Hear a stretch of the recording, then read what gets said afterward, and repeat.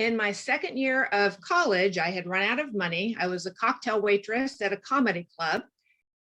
I did an interview with a very high-ranking individual who once told me that, something to the effect that, women shouldn't be in the military. And I was assigned a case where Thai women were being brought into the United States and forced into prostitution. A lot of times people get in their head that, oh, they're treating me this way because I'm a woman.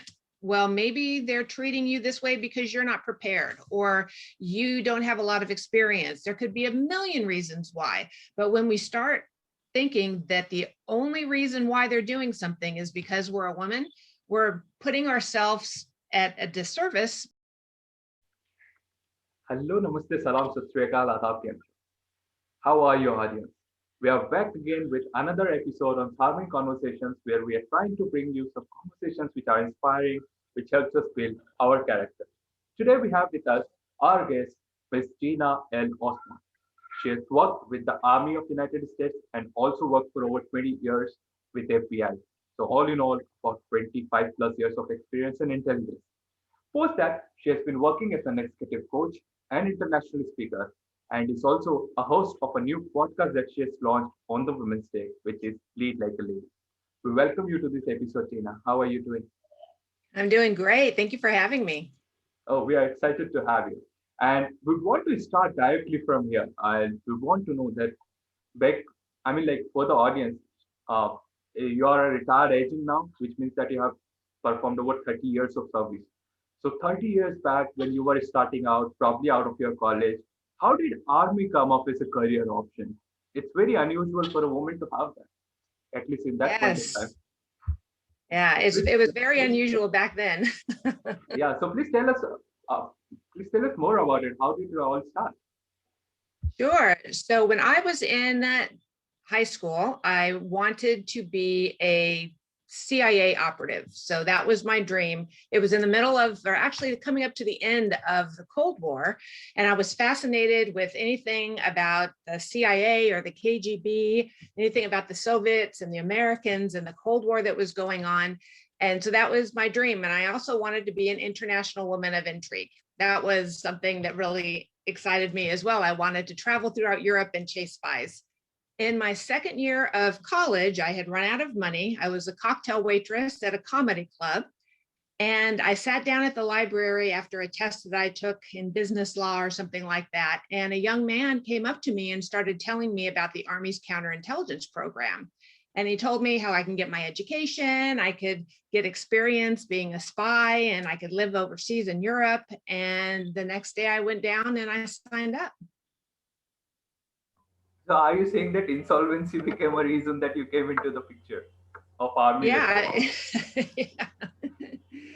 Yeah, so I just, it was just something I wanted to do. I wanted to travel and I wanted to see the world. And so that it just, all of the things came up in one conversation and it actually happened. And back then, I think fewer than 10% of all of the soldiers in the Army were women.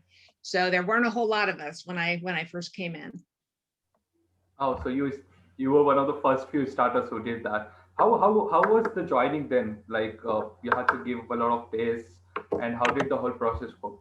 Did you have to face any discrimination in that? I went through basic training and it was all women in my platoon. But at one point they decided they wanted to see if women and men can train together. So they picked 5 of the largest women, and I was one of the largest. I'm almost 6 feet tall. And they put us into a men's platoon for an entire week. And before we did it, the 5 gals and I, we all talked about how we knew we weren't going to be the best. We knew we weren't going to be the worst, but we had to finish because whatever we did was going to help the women who were coming behind us. And I think that was probably 10 years before they actually integrated training in the military here in the United States. But we worked really hard and got really muddy and did a lot of physical activities. And at the end, we made it through. So yeah, it was definitely different. As far as discrimination goes, possibly there were some sexual harassment issues, more so in the FBI, in the Army than in the FBI. But really, you have to just know how to handle yourself and not put yourself into some situations. And that really worked for me. And not focusing on that, but focusing on being the best that I could be. You might want to share any experiences of that and how you tackled it, because I think a lot of women would be seeing this episode and they might also take a leaf out of your experience. Well, I had a couple of issues with some supervisors who wanted to focus on me and just really I made me feel like I had to work harder than everybody else to get the same respect from those individuals. Luckily, I worked really, really hard and I established a reputation for myself, and I was able to get out from under that particular situation. I did an interview with a very high ranking individual who once told me that, something to the effect that, women shouldn't be in the military, something like that. But so I think, when you just, these are isolated moments, and I chose not to focus them and make them my life. It was incidents that happened to me and I dealt with them, and then I was able to move on. Right, and you were a part of military when you were posted in Belgium during the times of Cold War.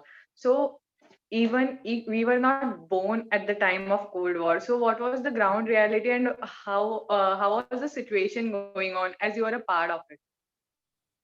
Well, back then, it was the former Soviet Union and the United States, and they had this thing going on, and each side would go out and they would recruit spies, and so it would be my job to do investigations on Americans who were betraying our country, our America, and do those type of investigations. And so I traveled all throughout Europe working on a team that specialized in investigating the highest profile espionage cases. So we went after the spies, and on one particular time, we were able to arrest him during Desert Storm. So we've had some very exciting moments back then, but really, it was a Cold War because a lot of the war going on was in secrecy, and it was through stealing classified information from each other's side. So really, that was what we were trying to prevent, was American soldiers and contractors from selling information to the Soviets. Yeah, and whenever you are in such a situation, one of the questions uh, that I am always thinking about is infrastructure plays a key role, though it does not feature in a lot of conversations when it comes to women in jobs which are not necessarily thought of as women. So when you are in army, let's say there has to be toilets, there has to be a medical staff tending to your needs and everything. So how was the infrastructure back then, and how has the infrastructure grew over time to make it more conducive for women to serve their countries when it comes to professions like this? Gosh, that's a good question. It's changed a lot. A lot of jobs, more jobs are open to women now than they were back then. I think there are a lot more women in the military now than there were back then. More often than not, I was the only woman or one of the maybe two women on our particular team whenever we would go out. But, I used my strengths because they needed me. And because I was a woman, I could go out and do a surveillance and I wouldn't be seen as much as a man would be seen. And I brought to the table different skills that men did. And I believe my team, they saw that and they recognized that and they appreciated that.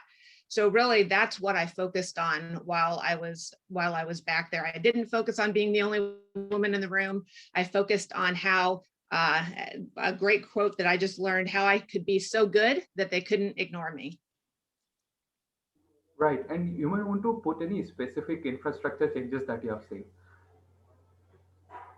So infrastructure. Well, so I lived, I didn't live in barracks, but back then they had male and female barracks. So it wasn't really something that that we had different than the men. You know, the women had their spots and the men had their spots as far as living conditions were. But since I was in an undercover capacity, I had my own apartment, and I really didn't have to face those type of issues at all. Right, yeah. And also because you were an undercover agent, you were actually finding out people who were acting not in the best interest of their own country. Who did you find? Do you have any experience you might want to share? How did you find? How did you track it all down and everything? Sure. So during Desert Shield and Desert Storm, the first Gulf War, I was in Germany, and there was a military member who was stationed in Baumholder. His name was Albert Sambale. And he was trying to sell sensitive information, US Army information, to a Middle Eastern entity. So that information came to the case agent, and the case agent invited our team to help her investigate Albert Sambale. And he was trying to sell information. So we did a sting operation on him where we met him in a hotel room.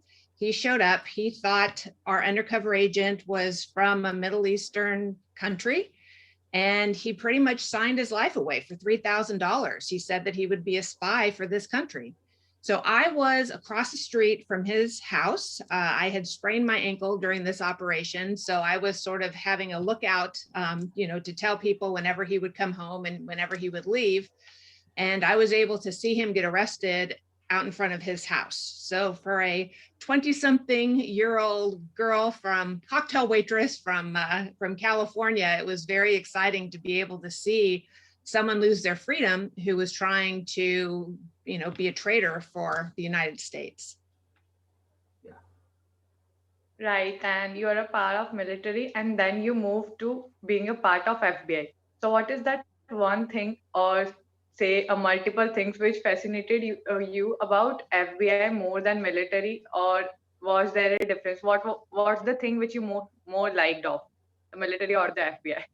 I got a lot of great experiences from both, but by the time I got out of the military, I was ready to be home. And I was very fortunate when I went to work for the FBI, I was able to go to my hometown and be an FBI agent, which rarely happens for the FBI, because when you go through the academy, you find out in the 5th week where you're going to be assigned. And I think 3 of my roommates wound up going to New York, and I got to go back to my hometown. So I was very, very fortunate with that.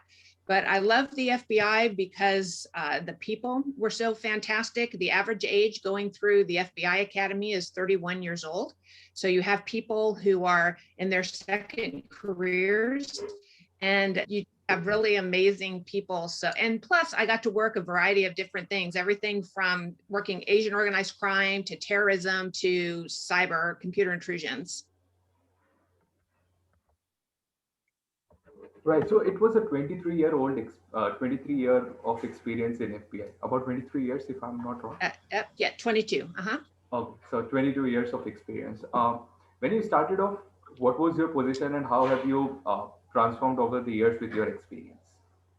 When I first started, I was a special agent, and I was assigned a case where Thai women were being brought into the United States and forced into prostitution.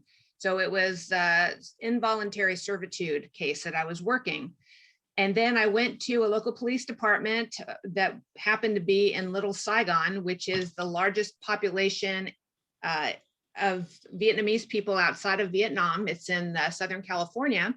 And I started working with the police department. And so for 5 years, I worked everything from loan sharking to extortions to murder for hires, all sorts of different violent crimes with Asian gangs. And then after that, 9/11 happened. I wound up being in charge of a terrorism squad, an international terrorism squad that had duties in Southeast Asia. So anytime there was a terrorist attack in Indonesia or the Philippines, then my squad would go out and investigate that. And then I later became the assistant special agent in charge for cyber and computer intrusions and cyber and computer forensics. And so I worked that for 11 years, and we did all of the high profile computer intrusion cases hacking cases. Sony Pictures Entertainment, when it was hacked, that was a case that my team worked. So yeah, so I've pretty much worked everything in the FBI. Yeah, so you were mentioning about Little Saigon is the place where you had your initial assignments, and I think that would have been tough in the sense that it's a very different. I mean, the people are from very different cultures who have been forced to be here. So, how did you communicate and do your job effectively? What all changes you had to make yourself in your life to make your job easier? Let's say. Well, I did not speak Vietnamese, and I'm a 6 foot blonde. So working in Little Saigon, everybody knew who I was. In fact, my partner, he was in his 50s at the time. And so everybody knew us as the old guy and the blonde. So that's kind of how it worked. But working in that community for 5 years, and the issue that we were having back in the 90s in Little Saigon was that the gangsters who had come from Vietnam were attacking their own community. And so we wanted to make the community safe. So a lot of the community members were willing to work with us. We had to use translators because a lot of them didn't speak English. And so we had that level of issues going on, but it was really rewarding to be able to make, take the big gangsters off the street. And yeah, and we even stopped a drive-by shooting once. We had a wiretap up, and we overheard them wanting to shoot somebody in retaliation for a drive-by shooting. And so the gunman was on his way up to this casino to do the shooting, and we stopped him on the freeway on his way up there. So we were able to save somebody's life doing that. Oh, that's really interesting to hear. But wouldn't there have been a lot of trust deficit when you started off? Because if I'm trying to think from a person who has been forced into such an activity, not only would I be complaining of the person who has brought me here, but also the people who are using me, which would essentially mean the people of United States of America. And as you said that you had a challenge because a 6 foot blonde would typically not give so much of trust to those people who are you are wanting to work with. So how did you breach that trust deficit? Because specifically you had to use translators as well. Yes. I just had to be myself, and I had to rely on my leadership skills and what I was good at. And this is what I talk a lot on my podcast, because a lot of times when women go into leadership roles or they're working in a male dominated field, they feel that they have to act tough or they have to use the same skill sets that men use to do their jobs. But I learned early on that the reason why the FBI hired me wasn't because, maybe some of it was because I had Army experience, but I was also a good communicator. And I also had good intuition and good judgment, and I knew how to network with people, and I knew how to build rapport with people. So even though I was the only woman on the task force, people knew me and would come and tell me things because I was kind to them and I was genuine and I used empathy. So I really used my feminine skill sets to do my job even better. Right. And Gina, you talked about 9/11 attack, and it is one of the incident which not only America but the whole world cannot forget about. So, what you worked in the field of terrorism. So, what do you think is the root cause for terrorism, and how could we dissolve it? Gosh, if I had the answer to that, yeah, I think understanding and tolerance. I think that is really important for people to come together and understand each other and be tolerant of each other, whether it be their religions or their cultures or just how they speak to each other. I think it's so important to have a better understanding so that it's not two sides, that we can find some common ground. I think that's what needs to be done if it's possible. I don't know if it is or not. So, just to ask, what was your role when 9/11 happened? Because you were with the FBI and it became all the news. I think probably all the intelligence had a very laser sharp focus after that for 9/11 and Yes. everything after. So, what was your role and how did you support the States of America there? So my role was working on the Asian Organized Crime Task Force. And I can tell you when 9/11 happened, it completely changed the FBI 100%. Before 9/11, the number one priority was criminal cases, organized crime and gangs and bank robberies. So that type of crime was number one. After 9/11, terrorism became number one. Counterintelligence became number two. And if you look at how the FBI was before 9/11 and how it is now, it is a completely different organization. We used to be investigators, and now FBI agents are intelligence collectors. So would that also mean that the part of the budget that FBI had, not only did the composition change, but also the size of the budget change, and did it balloon? Did the states start to put more money in, let's say, the FBI, the CIA, and the army of itself? So it did, but I think the biggest thing was that before 9/11, the intelligence agencies and the law enforcement agencies weren't really allowed to share information. And I think that's the biggest thing that 9/11 did, was it broke down that wall so that information can be shared, so something like this could never happen again. And the one thing that I'm so proud of in the FBI is because there's so many different things going on behind the scenes, and there's so many FBI agents working terrorism cases. And if you watch on the television, when people are arrested before something happens, that's what the job of the FBI is right now, is to prevent these terrorist attacks from happening. And sure, they happen, but a lot of things have not happened as a result of the great work by the FBI and our law enforcement partners to prevent attacks from happening. Yes. One of the questions that I would definitely have is, how does an FBI agent leave? Because there are a lot of compulsions that they might have to have with the nature of the job that they do.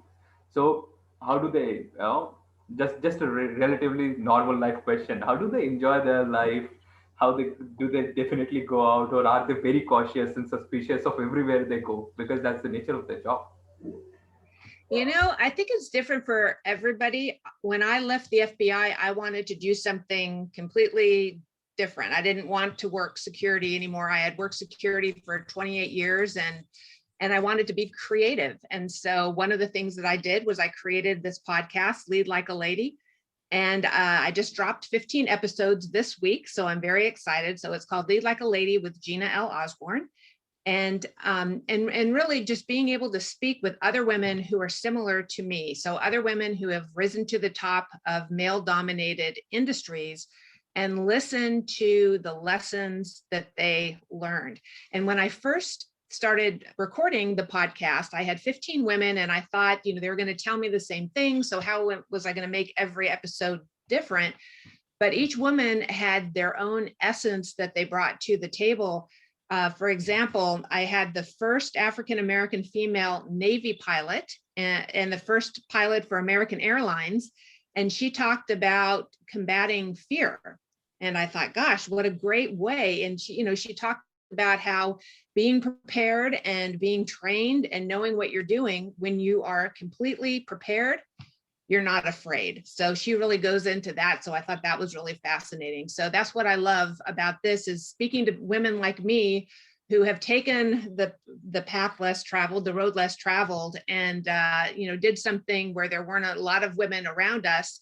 And yet, we've come out of it with such great stories. Right. And Gina, just a question out of curiosity. You worked in a male dominated area for like years. So is there any incident, chaotic incident which happened and you had to go through like something causing a fuzz out of it and getting output out of it? Oh gosh. I like to talk about, I would ask myself if this is the hill I want to die on. Were there times where I may have been discriminated against? Were there times where someone may not have taken me seriously?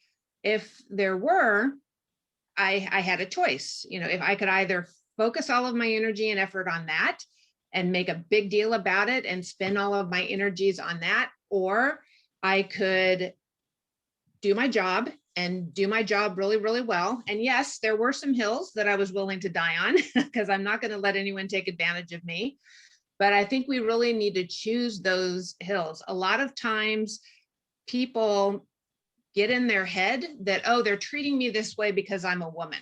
Well, maybe they're treating you this way because you're not prepared or you don't have a lot of experience. There could be a million reasons why. But when we start thinking that the only reason why they're doing something is because we're a woman, we're putting ourselves at a disservice, because then we're in our head and we're thinking that, okay, well, if they're not treating me well because I'm a woman, when then every time something else happens, that's going to be my excuse.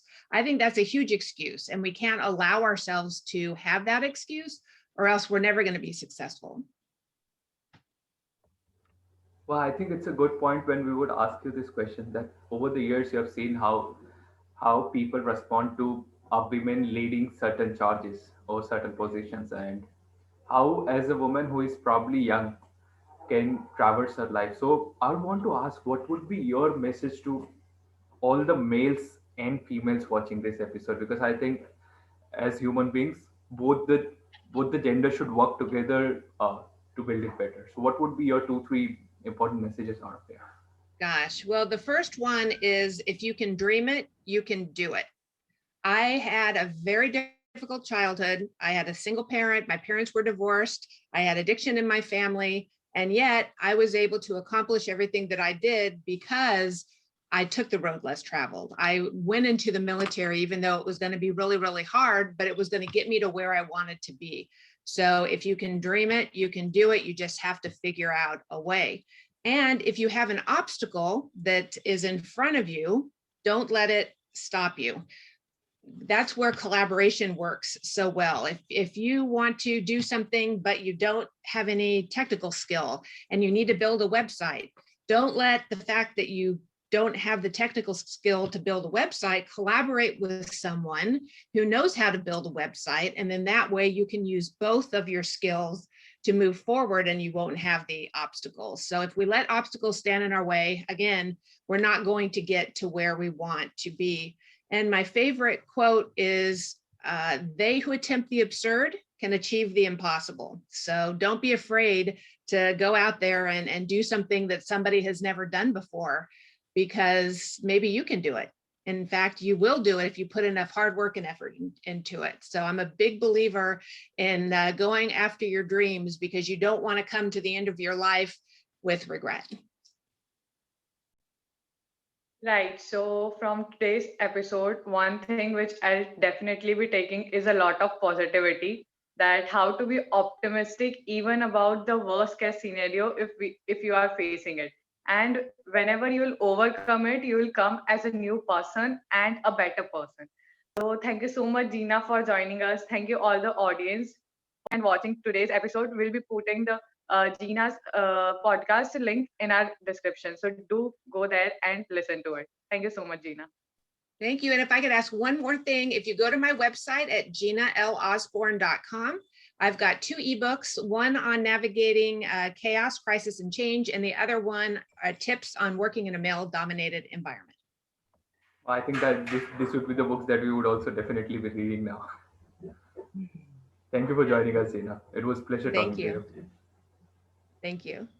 Please like, share, and subscribe to our channel and press the bell icon for latest updates.